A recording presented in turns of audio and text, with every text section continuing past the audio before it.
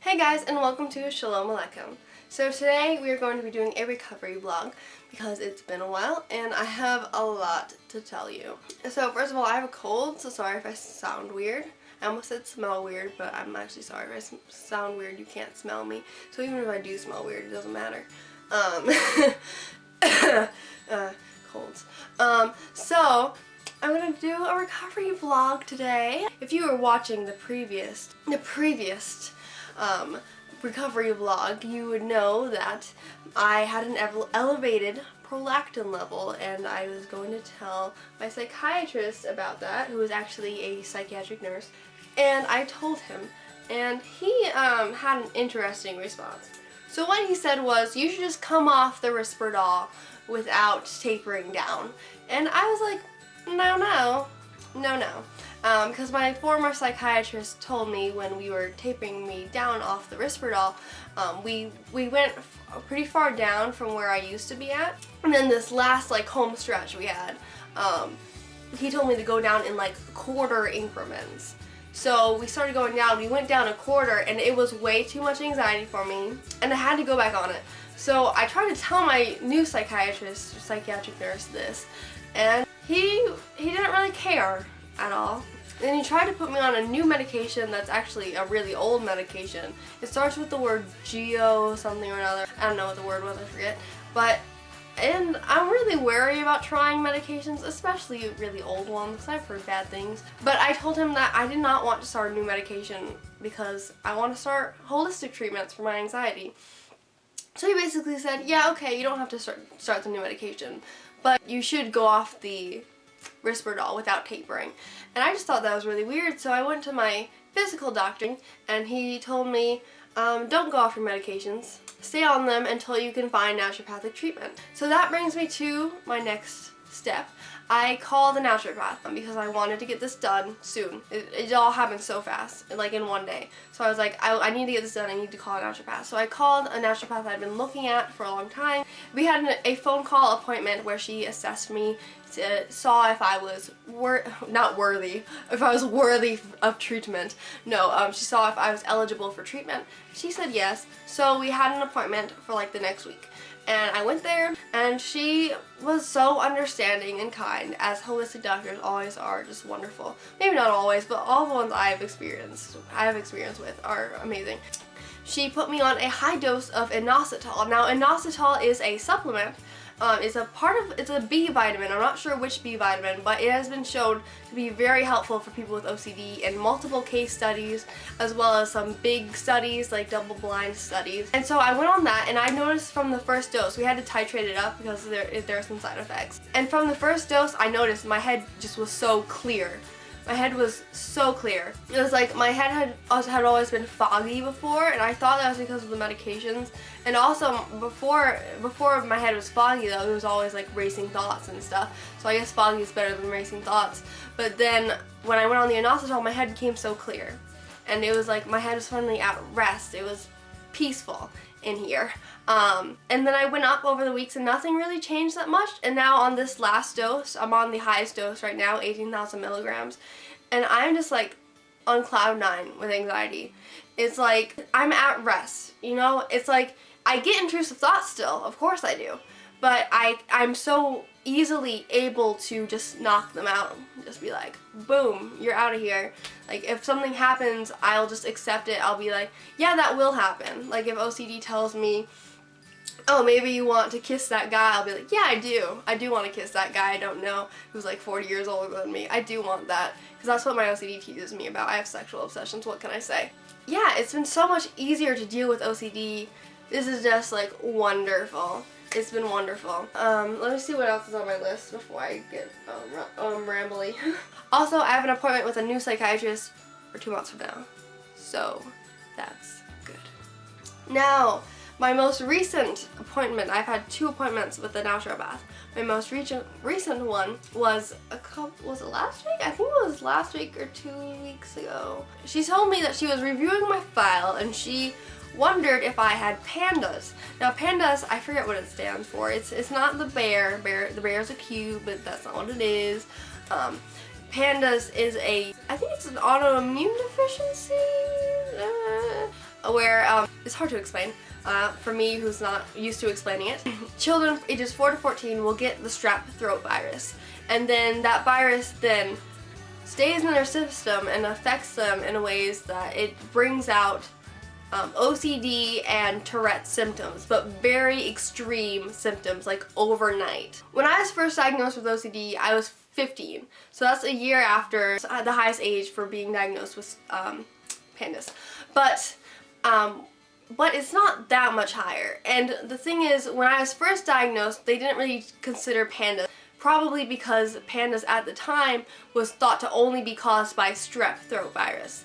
But now they think it's also caused by Lyme disease. And when I was first diagnosed with OCD, it came on really suddenly, first of all. I got diagnosed with OCD, and then I got diagnosed with Lyme disease. And I really think that was because earlier in the summer, I was hanging out with my friends and stuff, and we were going on walks in fields with high grass, and it's New England, so you're gonna get bit by a tick. That just happened.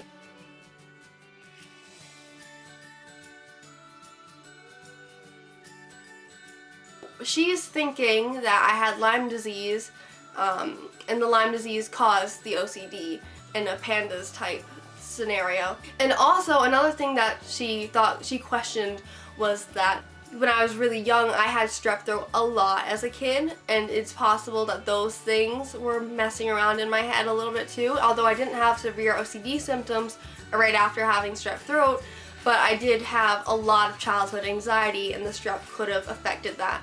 So it's very interesting to think about that I could have PANDAS, and it's actually, I actually got a blood test to see if I had PANDAS. They test my titers. I haven't gotten the results yet, but if the results are positive and I do have PANDAS, then that could mean that my holistic doctor has a naturopathic treatment program for me that can get rid of the PANDAS and actually get rid of my OCD, and that would be amazing. That would be absolutely amazing. Now, there is no cure for like average OCD, right? But for PANDAS, the stuff from the viruses get stuck in your head and inside your body, and they don't come out, and that's part of the problem with PANDAS. That everything's messed up and it stays messed up, and that's what causes the OCD to come and stay. So if I can get those bacteria or whatever they are, I really don't know. I'm not a doctor. But if I can get all of that out, then no more OCD. So yeah, pretty exciting. Exciting, and we will see how that works. There's going to be a lot of doctor talk today, so I will switch over to a personal gain I've had. I started reading books again. Now, when I was really young, I used to read fiction, realistic fiction books a lot. I love realistic fiction. And then after I got diagnosed with OCD, it became really hard for me to read books. That is because I have my intrusive thoughts. I would get intrusive thoughts, and they were mostly harm OCD at the time, and I could not accept them. I could not deal with them, so I would just like shut down and be like doing rituals over and over again to make them go away. And it made it really hard to read or watch TV or do really anything where I had to focus my energy on something. So I stopped reading the books that I liked. Later, my OCD started making me reread stuff, and that also affected my decision to stop reading books. I still read the Bible, and I've read nonfiction books, but no fiction books until last month, I think, when after my appointment with my therapist. So I went to Barnes & Noble, and because, you know, I love book shopping, looking at books, the smell of books, the look of books, just books. I love books. So I went to the bookstore, and I looked around, and I went to the young adult fiction section, because even though I don't really read them anymore, I like to check them out. Sometimes I make fun of them and their silly vampire stories. And I found a book that I thought looked cool that I had actually heard of. I've been researching books to read for my mental health book review series, and I found this book that I had seen online when I was researching. It's called Skin and Bones by Sherry Shahan. I don't know how to say that. But it was wonderful. I was consumed by this book. I was consumed by it. And I could not put it down. And after I finished reading it, I was like, I gotta get another one. And actually, a person I have been emailing told me about a book called OCD Love Story. And I was like, I want to read this book. And I read that book. Once again, I was enveloped. Is that the word? I was like consumed by this book. I loved it, and it was so good. and it was such an accurate view of OCD, and I will totally do reviews on them just not right now. And yeah, and then I ended up reading like 3 more books. I read these 2 books. These were really good. And then I also read another book about OCD called Every Last Word. And I read 5 books in the past like 2 months. And probably for a while it was like a book a week because I would read them in like 2 or 3 days, and it was amazing for me because I've never been like a fast reader, but with these books I'm going through them so fast. I think it might be because they're about mental health or like struggling with abuse and stuff like that. When I was like, I don't know, 13, 12, I had this book called 13 Reasons Why, and that was a book about a girl who's committed suicide, and I thought that was so good that I read that in like 2 days. And so I'm kind of thinking that maybe my genre is like the mental illness genre. That's what I like. Maybe that's why I read them so fast compared to other books. Well, I'm just glad I'm reading again. I took that back from OCD, and I can read again now, and that's really amazing. I also emailed my psychiatrist and my psychologist from New England, and my psychologist wrote back, and she said that she was really happy for me and that I was reading again because OCD doesn't deserve to take that from me. Now let's talk about therapy. My therapy has been going really well with my new psychologist. She is wonderful. She's still like my old psychologist, but actually I had a few days where I was really down in the dumps due to OCD stuff. And I emailed her, and she was just wonderful. And she told me the next time I saw her that she doesn't mind me emailing her at all, and she actually wants me to email her, and she likes sending emails, and I just thought she was so friendly about it, you know, she's so open to it, and I thought that was really nice. She's a great therapist as well. She's exactly like what I need. And it's really easy for me to do exposures with her still, and that's really great too. So my exposures recently, I had kind of a funny exposure. It wasn't funny, but it was kind of funny. I laugh at my OCD a lot. So I find these things funny. But so in the day I did the exposure, earlier in the day my dad was joking about me going on the Facebook page of the hospital where my OCD program was. And this was because he was joking about me seeing a picture of my psychiatrist and seeing how he's doing. See if he's on there. This is funny because my OCD kind of targets my psychiatrist, and he makes me very anxious because I have a lot of intrusive thoughts about him. I decided that because my dad just saying you should go on the Facebook page made me anxious, that I would do it as an exposure. So that night I went on and I scrolled down and I scrolled and I found his name, but I didn't see a picture of him. I kept scrolling and scrolling and scrolling until I got to a part where I knew I was about to see a picture of him. And I was like, this is too much anxiety, I'm gonna scroll back up. Because like I haven't seen him in person in a really long time. Well, not a really long time, but it is for us because I used to see him once a month and then like every 2 weeks. One of the things about seeing him was during the times I wasn't seeing him, my thoughts would be all over, and I'd be like, well, really doubting a lot, not doubting him, but just kind of like more anxious and being like, maybe he's the type of person that could do this. And then when I see him, it's like almost not reassurance, because it still makes me anxious and stuff, but it is in a way reassurance because it makes me remember like he's a really great guy. He's nothing to be afraid of. And that used to kind of like set me straight in a way. But lately I haven't seen him in real life, and it's been like, it's almost like, how can I put this? It's almost like my OCD creates a false version of him. And when I see the real version of him, I'm reminded of how great he is. But when I'm stuck with the false version, it just causes anxiety. But when I'm reminded of how great he is and I see him, then it's less anxiety, and it's really an exposure when I see him, and then it brings out my anxiety. So anyway, I'm on the Facebook page, and I'm going down, and I'm going to see the picture of him. And it's making me really anxious, and I get down to the picture, and I look at it. And the picture of him is really far away. So it's not that hard to look at, but I do look at it for a while, and that makes me anxious, and I do that exposure. And let's see, I habituated, I started at a 7, and I stopped when I was at a 6, and then I started again at a 6, and then I ended at a 3 on my anxiety level. So I did habituate really well. And after that, I was thinking about liking the page, because I had not liked it. And I support them and stuff, so I was like, well, maybe I'll like the page. And I saw some of my friends like the page, so I was like, I kind of want to like the page. But then my OCD was like, oh, well, what if you see him on your timeline, Kat? What if you see him on your news feed? And then you'd see him and be anxious. And then OCD talks like that. But I liked it anyway, and then a few days or weeks later I actually did see him on my newsfeed and I didn't freak out. It was okay. Made me a little anxious, but it was okay. And then later I told my therapist about this exposure I had done, and she had me do an even harder version of it with her. I also started using an old script, an imaginary exposure script, which, if you don't know what an imaginary exposure is, it is an exposure where you write down like a fearful situation and then you have to habituate to that thought, which is really helpful for pure OCD because there's a lot of stuff that you can't actually do with pure O thoughts. Like, you can't actually murder someone if you have harm thoughts.